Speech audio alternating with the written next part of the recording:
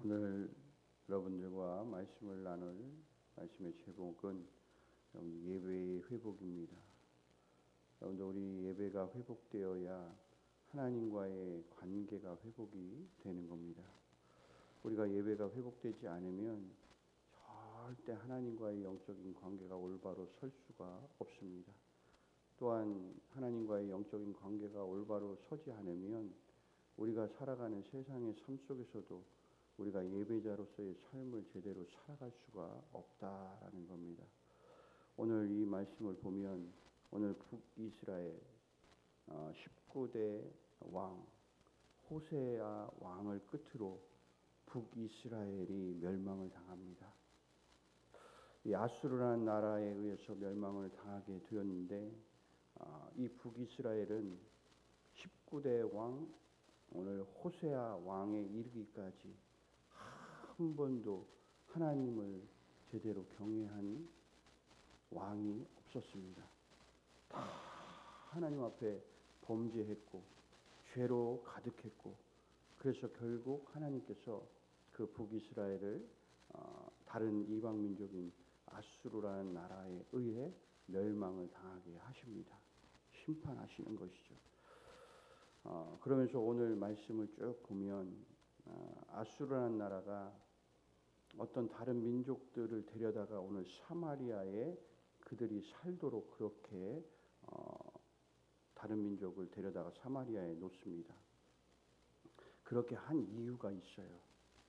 이 큰 제국을 이루면서 여러 나라들을 멸망시킨 이 아수르에게 있어서 가장 큰 문제가 있었어요.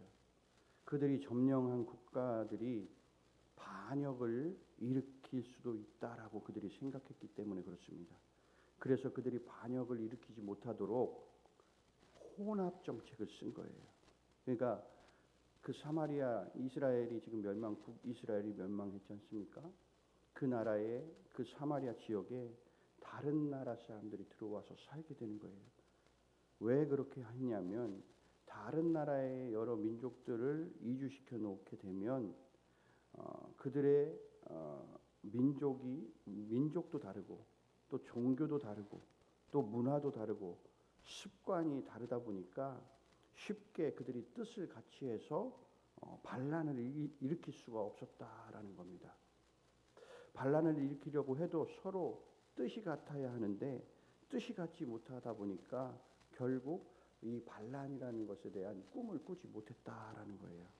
그래서 그들이 늘 이러한 이주 정책을 통해서 혼합 정책을 썼다.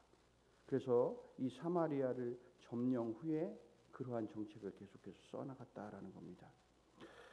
사마리아에도 오늘 여러 민족들이 들어와 살게 되는 것을 보게 됩니다. 24절의 말씀을 보면 바벨론, 구다, 아와, 하맛, 스발와임, 이 사람들을 옮겨다가 이스라엘 자손을 대신하여 사마리아 여러 성읍에 두어서 그들이 사마리아를 차지하고 여러 성읍에 거주했다라고 오늘 말씀을 통해서 이야기를 합니다. 문제는 여기에 그치지 않았다라는 거예요.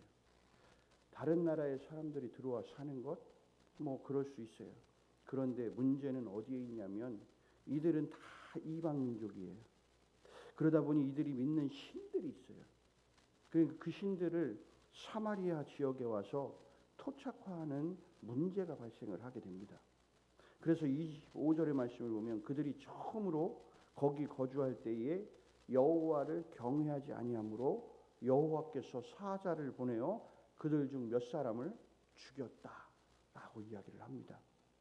그래서 26절에 보면 이들이 죽은 이유가 거주한 이방 민족이 그 땅, 그러니까 이스라엘 땅, 그 땅의 신의 법을 알지 못함으로 그들의 신이 사자들을 그들 가운데 보내서 그들을 죽였다라는 거예요. 이는 그들이 이 땅 신의 법을 알지 못해서였다라고 이야기를 합니다. 여러분, 이 땅의 신의 법이 뭡니까? 바로 하나님을 경외하는 것, 다른 신을 버리고 오직 여호와 하나님만 경외하는 것, 오직 하나님의 말씀에 의지하는 것, 오직 하나님께만 예배하는 것을 말하는 겁니다. 그래서 27절 말씀에 아수르 왕이 사로잡아온 제사장 한 명을 다시금 고향으로 데려가요. 보냅니다. 그래서 그 땅의 신의 법을 그 무리에게 가르치도록 명령을 해요.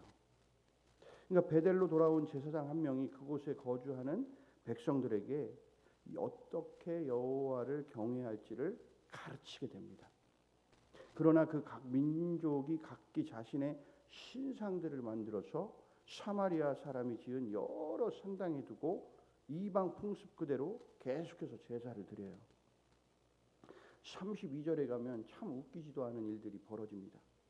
그들이 또 여호와를 경외하여 자기 중에서 사람을 산당의 제사장으로 택하여 그 산당에서 자기를 위하여 제사를 드리게 했다라고 이렇게 말씀하고 있는데, 이것이 예전에 첫 분열 국가가 되면서 북이스라엘의 왕 여로보암, 초대 왕이죠.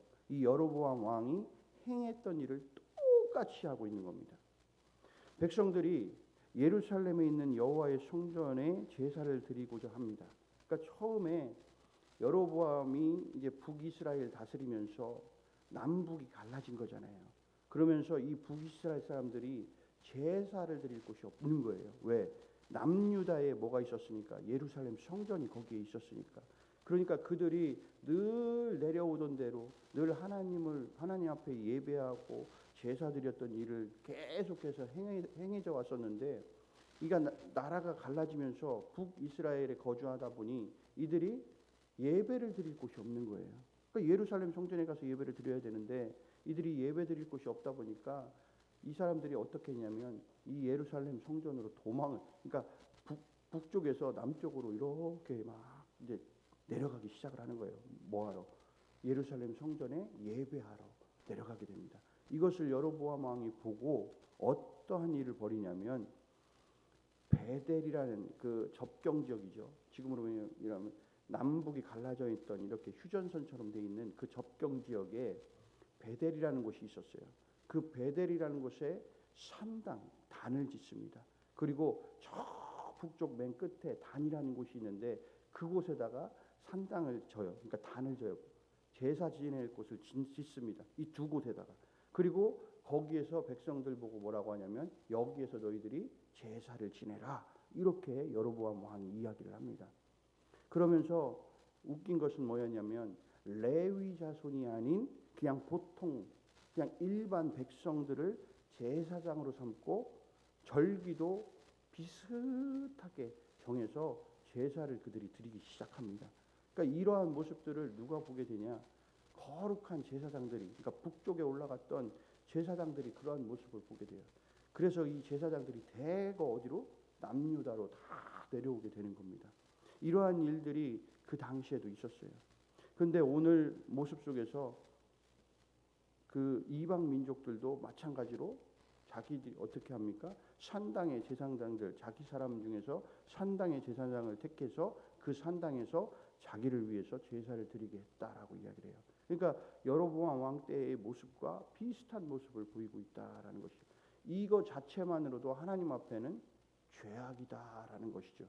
결국 이로 인해서 하나님의 심판이 그 당시 여로보암 왕에게도 임하게 되었습니다. 오늘 33절의 말씀을 보면 그들이 여호와도 경외하고 또한 어디서부터 옮겨왔든지 그 민족의 풍속대로 자기의 신들도 섬겼더라라고 이야기를 해요. 그러니까 하나님도 섬기는 척하고 자기들이 가져온 신도 섬기는 거예요. 그러니까 양다리를 지금 걸치고 있다라는 겁니다. 자, 그런데 이들이 여호와도 경외하고 자기의 신들도 섬겼다고 말하지만 34절에 가보면 그들이 오늘까지 이전 풍습대로 여호와를 경외하지 않고 여호와께서 이스라엘에게 명령하신 율례와 법도와 또한 율법과 계명을 준행하지 아니했다라고 이렇게 말씀하고 있습니다. 여러분, 예배의 회복은 뭐냐? 한 곳만 바라보는 거예요. 여러분, 우리에게 구원의 은혜를 허락해 주신 하나님 한 분만 바라보는 겁니다. 이게 예배의 회복이에요. 우리가 예배의 회복이 뭐 엄청나게 대단한 것이다라고 생각할 수 있지만 그렇지 않아요. 우리가 섬기는, 우리가 하나님 오직 나의 유일한 신 하나님, 그 하나님만이 나의 삶의 주인이 되시는 거예요. 그래서 그분이 내 삶의 우선순위가 되어지는 것. 이게 예배의 회복이에요. 그래서 내가 그분이 내 삶의 우선순위가 되어지기 때문에 어떤 무엇보다도 내가 하나님 앞에 나와 예배하는 것이 내 삶의 뭐다? 가장 우선순위가 된다라고 고백하고 그렇게 살아가는 것이 그것이 예배의 회복이다라는 겁니다. 그분이 우리 인생의 주인임을 인정해야 돼요. 오직 주님만 경외하고 섬겨야 됩니다. 나는 다른 신을 섬기지 않았다나 나는 우상 숭배를 하고 있지 않잖아 라고 우리가 말할 수 있지만 여러분 이 시대의 우상, 이 시대의 신은 여러분 다른 것이 아니에요. 여러분 우리가 하나님께 드리는 예배를 온전히 드리지 못하게 막는 게 그게 우상 숭배고 여러분 신이에요. 이걸 우리가 잘 알아야 돼요. 예전에는 그들이 만들어 놓은 어떤 신상에 절을 하고 거기에 제사를 드리는 것을 우리가 보통은 우상 숭배다라고 이야기를 하지만 여러분 이 현대 지금 살아가고 있는 이 시대에는 여러분들이 무슨 우상 어떤 것을 조각을 만들고 깎아가지고 그것을 세워놓고 거기다가 빌고 있진 않잖아요. 이게 우상 숭배가 아니에요. 지금 이 시대는요. 우리가 살아가면서 하나님보다 더 내 삶의 우선순위로 삼고 있는 것들이 있단 말이에요. 여러분들에게는 삶의 우선순위로 삼는 것이 뭡니까? 오직 하나님만이 내 삶의 우선순위세요? 아니면 내가 살아가는데 필요한 모든 어떤 다른 것들이 내 삶의 우선순위가 되어지는 것들이 있습니까? 세상에 많은 사람들은 돈이 우선순위라고 이야기하는 사람도 있어요. 어떤 사람들은 내 자녀가 가장 우선순위라고 이야기하는 사람들도 있고요.